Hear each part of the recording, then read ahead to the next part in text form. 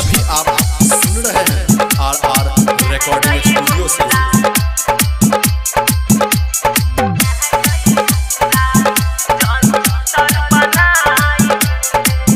Line मरैया सब छौरी मह गई हमरा जंतर बनाई दे।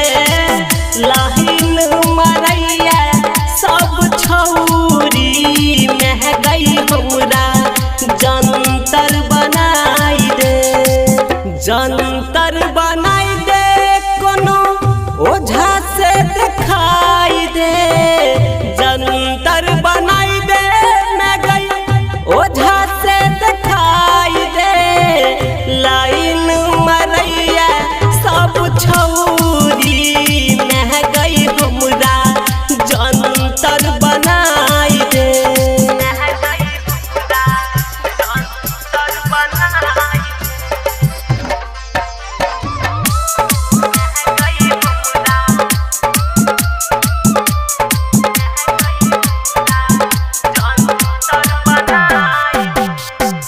हमारा पछौरी सब चल बैठटोना। हमारा पछौरी सब चल बैठटोना। कियो कहे बाबू मैं गई कियो कहे सोना। हमरा पछौरी सब चल बैठटोना।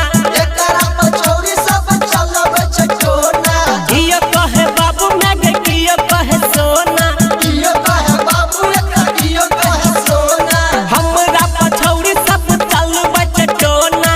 कियो कहे बाबू मैं गई कियो कहे सोना। चलै कौन ओझा से दिखाई दे मह गई हमरा जंतर बना